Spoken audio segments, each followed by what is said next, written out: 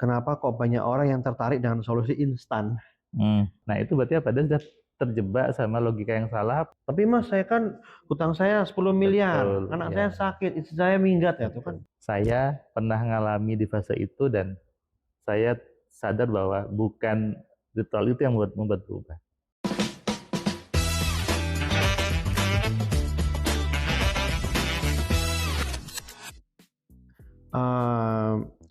Ketika dia sudah tahu nih sebenarnya yang membuat dia kuat itu adalah dirinya sendiri, Mas ya. Tapi tetap kenapa kok banyak orang yang tertarik dengan solusi instan, dengan dia mencari jimat, ya, ritual pesugihan atau tadi tuh kayak amalan, padahal isinya laris, ya gitu kan, dibandingkan proses merubah diri.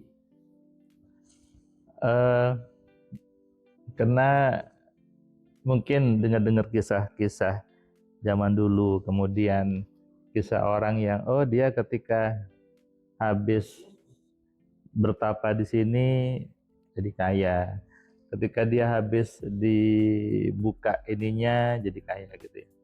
Yang terlihat kan hanya proses itunya, proses perubahan bertapanya, dikasih penguatnya atau dibuka-buka cakranya, itu yang kelihatan. Tapi kan sebetulnya ada perubahan mendasar di diri orang itu yang dia nggak sadar, Mas ya. Dia nggak tahu, dia nggak sadar. Misalnya dia itu sudah punya mindset kaya, dia memang maaf anaknya orang kaya, ya. Pas saat itu dia mungkin sedang down, sedang lemah gitu ya. Lalu datang ke orang lain untuk diisi energinya, dikasih penguat. Dia naik lagi pede, ternyata saya punya power sekarang. Nah, tapi kan dia mindsetnya anaknya orang kaya, itu akan berbeda, Mas. Ketika yang datang ke sana, mindsetnya itu miskin. Dengan jimat yang sama, dengan energi yang sama, dengan transfer yang sama energinya, tidak akan sama hasilnya. Dengan kata-kata yang sama. Kata-kata yang sama, tidak akan sama hasilnya. Oke, jadi yang satunya dia punya mindsetnya kaya, dia belum nih. Dia belum. Nggak nyambung. Nggak nyambung di situ. Nggak nyambung. Kayak tadi case-nya tadi si ibu tadi yang ketika Mas Firman kasih sebuah kertas, ada laris. Itu saya penasaran, Mas, apakah dia kemudian bilang, loh Mas, gini aja ta Mas tulisannya Mas. Dia bilang gitu dan dia nganggap itu dipikirnya bahasa Arab. Padahal cuma gitu aja. Cuma tulisan itu aja. Nah, kan sering Mas ya, kita sering melihat di TV itu atau mungkin di berita apa, ada orang ini melaporkan si A karena menipu. Apakah itu juga kategori dalam, aku tertipu nih. Ternyata cuman laris gitu. Sebetulnya sih kalau itu bilang menipu mungkin enggak, Mas ya, karena kan orang ketika dia dapat tadi transfer energi dan semuanya kan dia merasa pede, merasa nyaman sebetulnya. Iya. Kecuali tadi misalnya dia tuh bilang, dia ngasihnya itu botolnya isinya air, ternyata isinya tanah, itu nipu gitu ya. Oh ya, oke. Tapi kalau dia cuma ini dipegang ya, ini di transfer, ini energinya saya buka cakranya, dia pede. Ya itu kan emang efek dari dia hasilnya. Atau dia sudah bayar nih sekian puluh juta, kok nggak laris-laris gitu ya. Nah itu juga, karena kan harusnya yang diperbaiki adalah mindsetnya tadi tentang tokonya tadi. Iya. Jadi percuma dia disuruh meditasi, disuruh buka cakranya, disuruh tanpa energi. Kalau mindsetnya memang tokonya nggak mau rame, ya nggak akan rame di situ. Yes, berarti si ibu ini saya nggak ngejudge bagaimana seperti itu. Hanya apakah mungkin dia karena belum tahu caranya untuk mengontrol pikirannya, dia pengen hasil yang cepat, dan kemudian ketika mungkin bukan si ibu ini, orang lain lagi mendapatkan kata-kata laris tapi nggak akan masuk, itu yang mungkin dia ngerasa, kok aku tertipu sih. Iya. Karena dia pengennya segera pengen cepat gitu Mas ya. Padahal kalau kita dibuat ini lagi ya, dibuat fase-fase, akhirnya ibu ini memang mindsetnya kaya. Jadi ketika dia ikut kelas, dia ngisi kuis, dia emang sudah mindsetnya bagus gitu. ketika diisi kertas dia Harus belum ikut, kelas, ya. belum tahu nih, Belum tahu nih dikasih. Ya Mas, ternyata laris Mas. Oke. Ternyata dia mindsetnya bagus. Hanya dia punya salah data bahwa oh saya harus butuh penguat sesuatu nih ya yang tak pegang supaya aku laris. Betul. Nah, itu yang harus dirubah. Oke. Sehingga apa? Nggak lagi butuh penguatnya. Nggak butuh lagi kata-kata tadi dari orang lain. Masalahnya nggak perlu datang ke orang lain. Toh juga bisa dibuat sendiri kan? Iya, kalau dia tahu caranya. Betul. Nah, yang mengalami seperti ibu ini itu kan nggak 1-2 orang Mas ya. Mungkin saya lihat banyak karena juga di Indonesia itu kan praktik seperti itu kan sangat-sangat marak banget. Nah, apakah kita bisa melihat Mas tanda-tanda seseorang ini mulai terjebak dalam itu kan berarti kan pemahaman yang keliru terhadap kertas tadi itu. Nah, gimana Mas kita melihat kamu sudah mulai nggak bener dah? Gini, kadang orang itu kemudian sibuknya di ritual gitu ya, sama di harus itu kata-katanya gitu. Sama terpaku sama teksnya aja. Ya. Jadi misalnya, oh kalau pengen rame ya harus ini bacanya. Iya. Harus barangnya ini, bahkan harus taruh di atas pintu. Iya. Nggak di bawah pintu nggak boleh. Kalau kamu ini udah nggak berhasil loh. Oke. Nah, oh harus baca ini jam sekian. Oh ya. Jadi kayak terbatasi gitu. Nah itu berarti apa? Dia sudah terjebak sama logika yang salah apa? Seolah dia nggak punya kuasa untuk merubahnya gitu. Bahwa harus ini. Baik.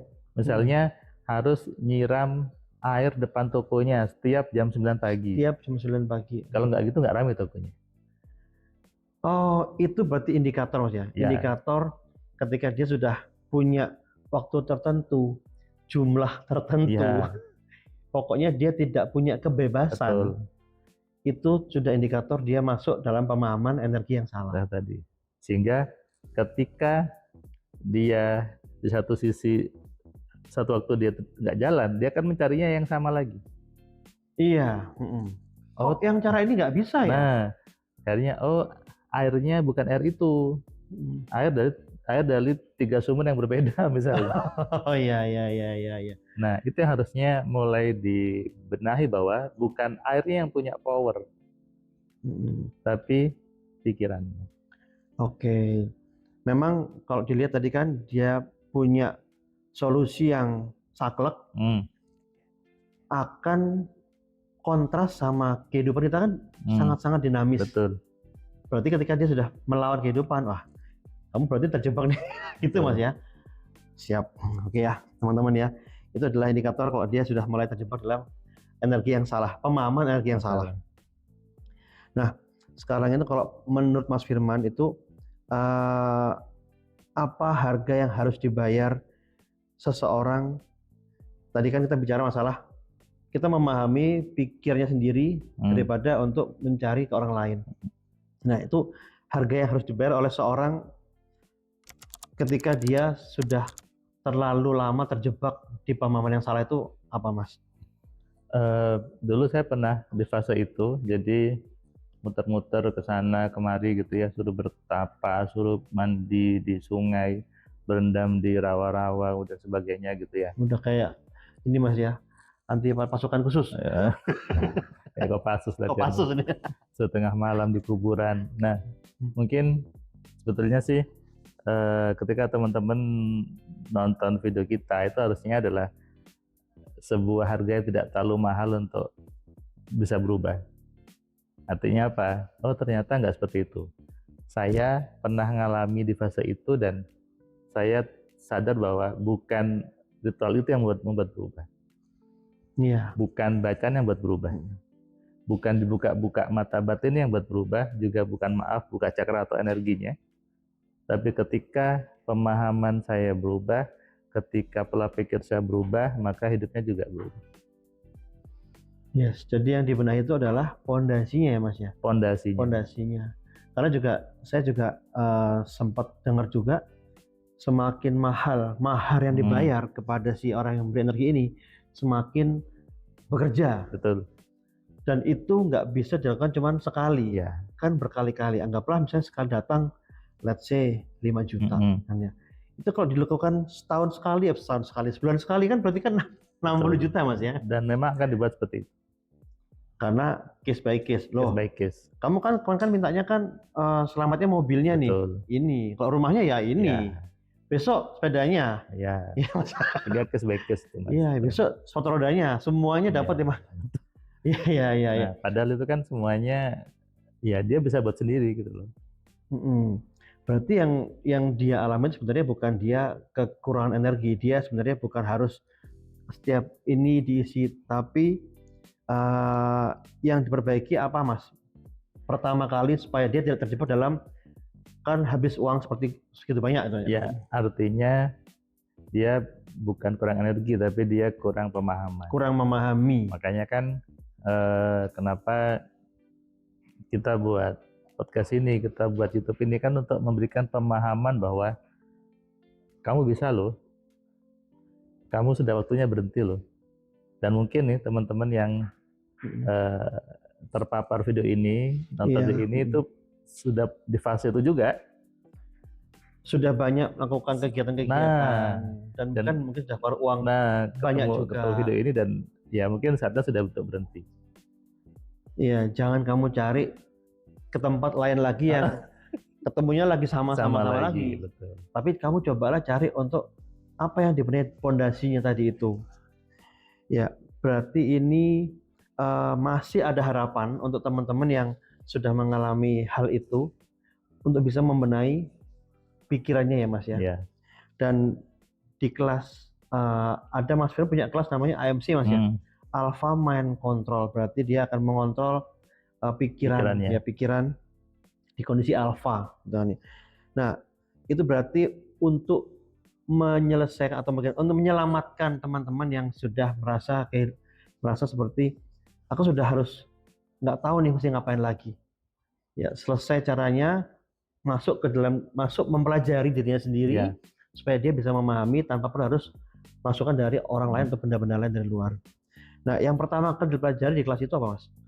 Kita belajar mengenali bahwa kita tuh diciptakan sama Tuhan itu sudah sebagai makhluk yang namanya manusia, Mas. Manusia, ya, oke. Bukan sebagai binatang, bukan sebagai tumbuhan, tapi sebagai manusia. Yes, oke. Manusia itu punya bagian paling atas namanya kepala, namanya pikiran yang harus digunakan untuk berpikir. Nah, ini yang kunci awalnya sebetulnya. Karena banyak orang tidak sadar dia adalah manusia. Masa dia nggak? Iya. Banyak orang, sini menarik Mas ya. Banyak orang dia nggak sadar dia sebagai manusia. Kan defaultnya kita pasti tahu kalau kita manusia. Masa ada yang nggak tahu Mas? Kan kita bukan hewan, bukan tumbuh-tumbuhan. Secara fisik tahu kalau manusia. Iya, kita manusia nih Mas. Kita udah punya kaki, punya tangan. Tapi manusia itu disebut manusia kalau dia mau berpikir menggunakan pikirannya. Oke, kuncinya berpikir. Oke. Ketika ada istilah Jawa tuh namanya urip itu harus urup gitu ya. Urip itu urup ya. Nah, urip itu urup. Urip itu urup. Artinya apa? Hidup itu harus menyala. Ya. Menyala itu artinya apa? Harus muncul sebagai manusia. Iya. Kalau dia hidup hanya sekedar hidup, sekedar jalan saja, itu namanya tidak jadi manusia. Iya, oke. Dia jalan ke sana, berangkat pagi, pulang malam, jalan ke sana ke sini, nggak ada apa-apanya. Iya. Akhirnya apa? Sekedar jadi rutinitas. Iya. Padahal yang dilakukan benar Mas ya. Dia bekerja, mencari nafkah buat keluarganya, melakukan hal yang baik pun bisa jadi belum dikatakan dia paham sebagai manusia. Betul. Gitu ya Mas ya? Iya. Ya.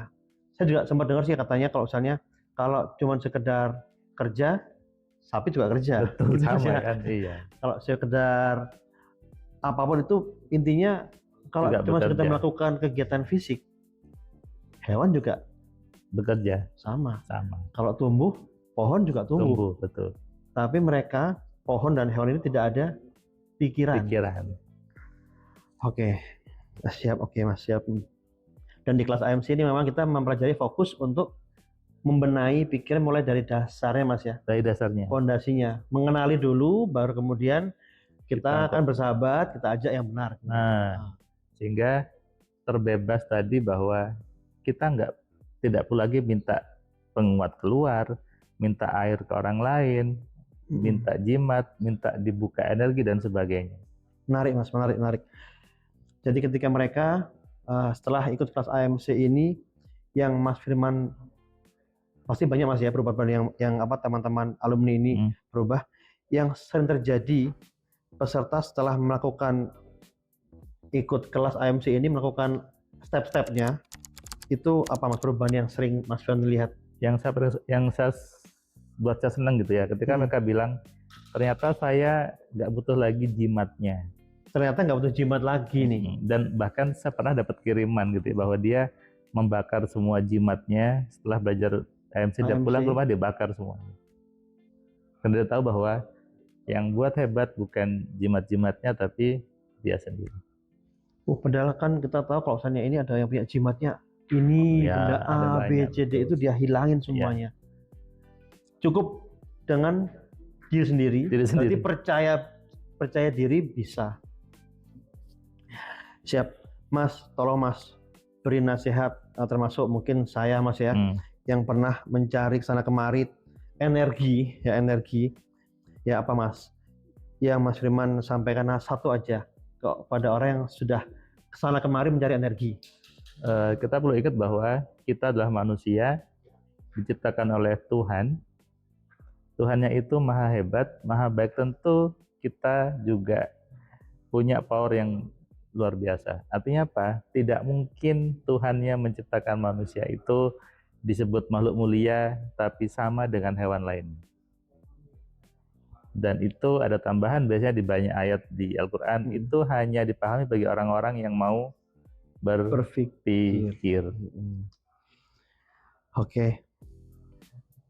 Mas, ini perbedaannya orang yang mengejar energi ya dengan orang yang memahami cara pikirannya. Kan kita kan kadang-kadang nggak bisa ngelihat ketika dia datang, dia ini ngerti belum sih tentang pikirannya, ataukah dia ikut AMC pun juga dalam rangka untuk mencari energi yang akan dikasih sama Firman sama dia.